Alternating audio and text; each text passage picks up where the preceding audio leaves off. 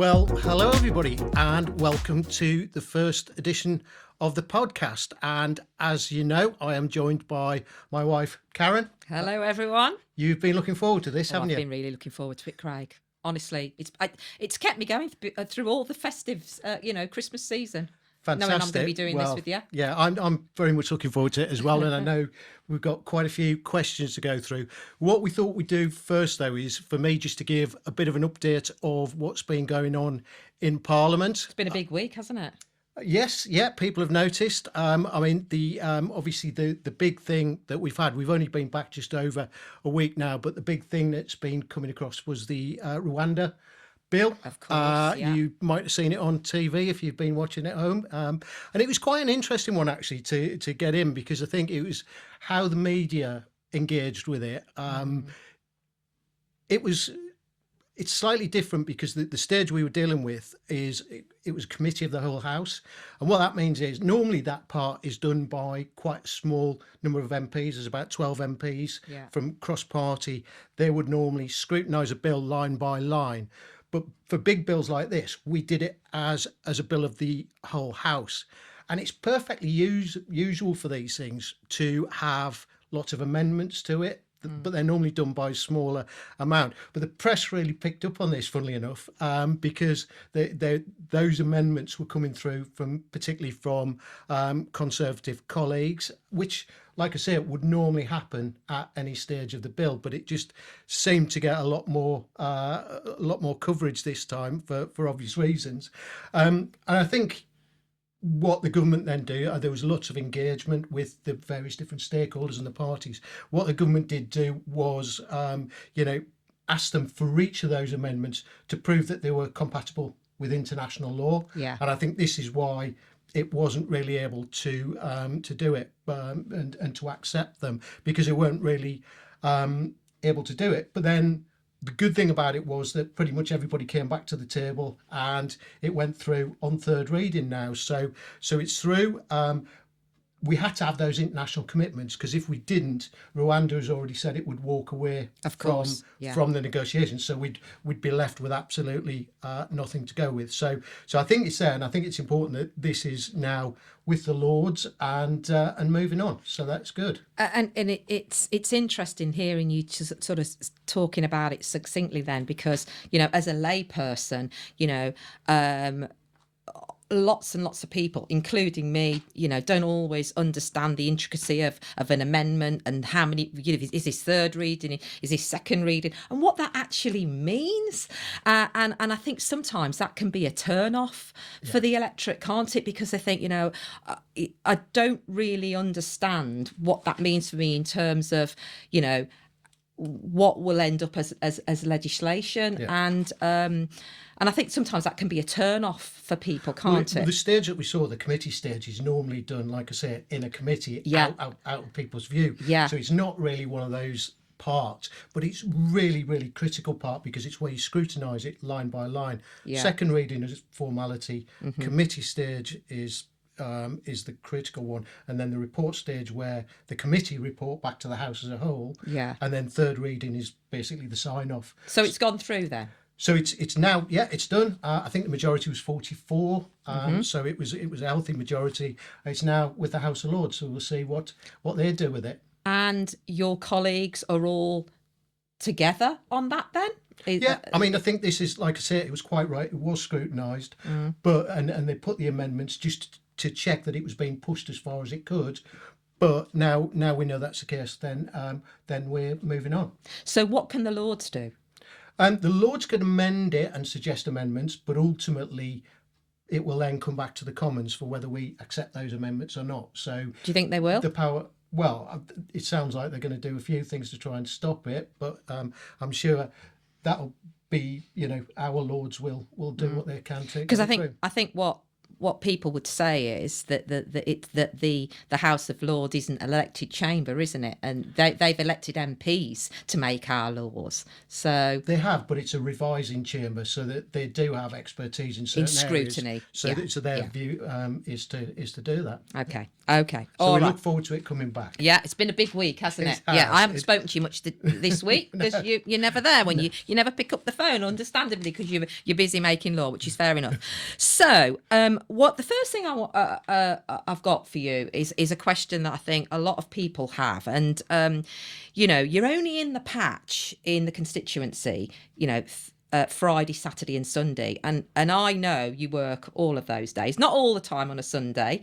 You do get a bit of time off, but certainly Friday and Saturday you work in and I know that for a fact. But in that patch, you, as an MP, you've got to meet with constituents rather. You've got to engage with businesses, you've got to engage with charities, public institutions, schools. How do you ensure that as the MP you get across all that? Because that's a lot to do in that short time. How do you plan that as the MP? Well, the Sunday events I plan around when you've got jobs for me and get out the gardening and stuff like that. But no, I mean it's a great question, and I think the challenge is that there's 3 different towns, around about 40 different villages that I represent, and what we want to do is try and get around to those. So we do it through a number of ways. People will let us know about events or things that they've done, or things that they've got coming up, achievements. We also look through the papers as well and look and see, if there's some good news stories in there. How can they get you? How can they get you in their business? How can they get you in their school? What do they do to get you there? Phone the office, email, Facebook, social media. There's a number of ways that people get in touch. Yeah. And I mean, we do also see local businesses in Parliament as well. We bring them down. I know you take schools to Parliament as well, don't you, and businesses? Oh yes, yeah. We have regular things. But also some of the local businesses we want to get in front of. Absolutely. Of Parliament. And we've also got, so there was a national award done to a local business lady, and so I'm going out to present to her in February. So I'm really excited to go and meet her in the area, because that's an area that we do a lot of work on. Brilliant. Well, that's good. And you touched on my second question actually when you were talking then, because I think what's different about your constituency is, unlike places like Redditch or Tamworth, they're just one town, but your constituency's got 3 towns, hasn't it? 3 big towns. Your Atherstone, Bedworth and Coleshill, and they're all very different, aren't they? And they all want you representing them. And I think, sometimes there's a bit of, for them, there's a bit of competition. Coles would say, oh, you're always in Bedworth. Bedworth would say, oh, you're always in Atherstone. So how do you manage that dynamic, to ensure that you're representing those 3 equally? Because it's important, isn't it? It's huge. And, everybody deserves the equal time, and part of the job is to try and be as visible as possible with the limited time that we do have. Like you say, I'm in Parliament Monday to Thursday most weeks, but just getting out. So we do the surgeries every Friday. They're the big things where people can make appointments, come in. And how does that work, timetabling them between the 3 places? So we split. There's a regular one in Atherstone. When you say regular, weekly, monthly? It's pretty much every week, but we alternate it sometimes with some of the other towns. Then probably every fortnight we're in Bedworth. Brilliant. And then Coleshill we do. We actually do an HS2 specific one now in Coleshill as well. Obviously, yeah. But also then we do a roving surgery around the villages. How do you do a roving surgery? What's that? We tend to try and do them in a bit more relaxing places than offices or pubs. Yes, well, often pubs. Sometimes I've actually done. I must admit, to do one of the things I quite like to do, which is to do a shift behind a bar in a pub. The last you used to be a barman, didn't you? Before you were elected, years and years and years and years ago. Yeah, I did one of my many jobs. In time, but working behind the bars is a great way to meet people, and it's in a sort of situation they don't necessarily expect to see you. I think the last one I did was Bedworth Football Club at half time. Oh, blimey, but that was a hard gig, wasn't it? It was, yeah, and somebody did actually comment on the compliment me on my bar skills, so good. There's always something to go back to. Well, it sounds like you're getting round, which is important. So what's the biggest issue you get in your mailbox And what's your response to it? What's the biggest question? What's the biggest glut of questions on a single issue? It's really strange, and I think people would be surprised if I let them into my inbox to see what we actually get in there, because I think, you know, the perception is that we're rammed with things around cost of living and Brexit, I would have thought it was that cost of living, COVID, that kind of thing. votes. We actually get very few on those. The most I've ever had anything on single subject, and I think we got about 10,000 emails on this, was around the use of bee pesticides. You're joking. Bee pesticides. The use of bee pesticides. Right, But it was a well orchestrated campaign by one of the groups. But one of the challenges is that people will sign up. There's various websites like 38 Degrees, where all you do is you put in your postcode and it pings off an automatic email to your MP. Right. That people don't necessarily realise comes through. But the challenge of that is that then becomes one of the hundreds of emails that we get in every week, and we might see 1,000 on a particular topic because it's topical in a few minutes. Gotcha. But then nothing afterwards. So, but my job is to then still respond. Everybody who emails me, we respond to. Yeah. We respond to. Brilliant. We aim to make sure that they all get that same attention. Okay, thank you. Bee pesticide. Who'd have thought it? I know, yeah. Second was pubs, serving local pubs. Yeah. Of course. Right, you mentioned HS2. Yeah. It's a big one. Obviously, there's been the big cancellation, and it affects this constituency in a big way, doesn't it? So, what's the score with HS2? What's happening? What do people need to know? And what are you doing around that? Well, I've campaigned against it since 2009. I first got involved in campaigning, so delighted it got stopped.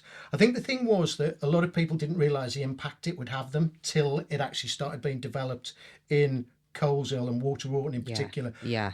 Awful what's happening. Terrible. There, and you see that.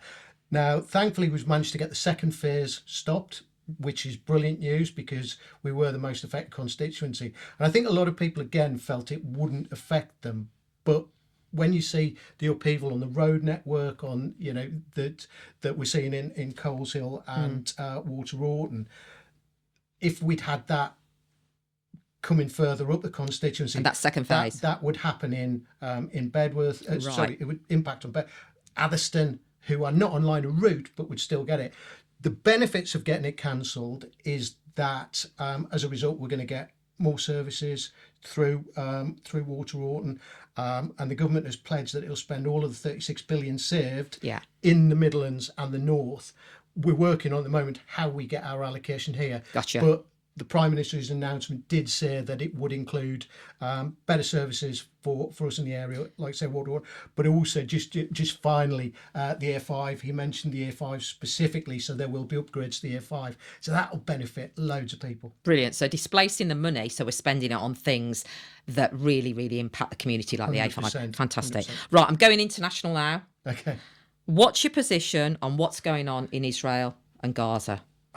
I mean, it's a tricky one because nobody likes to see conflict. But I think we are on the basis now where, the government's position and the one I stand by is we stand by Israel's right to protect itself. Obviously, that has to be done within the law. And I think if we look at it and unfortunately, when you have conflict like this, there are always casualties. There are people who are killed or injured as a result of it, and that's not something you want to see. So we've got to keep pushing for that peaceful solution. But I think if that happened on our shores, we would expect our government to go and ensure that it doesn't happen again. So we still support it. Israel's right to defend itself. Yeah. Hamas have no interest in a ceasefire. Hamas isn't Palestine either, so we have to recognise that when we're talking about Hamas, we know that they're not the people, but we just need to keep working on those diplomatic channels to make sure it comes to a satisfactory conclusion, ideally a two-state solution as quickly as possible. Okay. I mean, we could spend a whole night on that. It's a very serious and in-depth there's loads issue. Of elements but it was good to get your top line view. Right, I've got one more question for you, because I can't believe how quick this has gone I know. tonight. But what's the best bit and what's the worst bit of your job? Well, the worst bit is that we have to make some very difficult decisions, and we have to do those, and I have to do them on behalf of my constituents. It's like being a football referee doing this job. I knew you were going to say the referee analogy, Craig. You always say that. Doesn't matter what decision you make, Somebody's upset. somebody's going to. So we have to try and take an overall view. I think the best bit is being able to celebrate some of the amazing things that go on in the constituency. You hear so much negative news, but actually, if you pull that back, there are so many amazing people doing amazing things for North Warwickshire and Bedworth, and it just makes you really proud to be able to highlight that one. Well, the best bit is always about the people, isn't it, that we meet and that you tell me about. Absolutely brilliant. It's been fascinating, and I've really enjoyed tonight. Did you enjoy that, Craig? It was actually, it was very good, and it went very quickly. So thank you. Yep.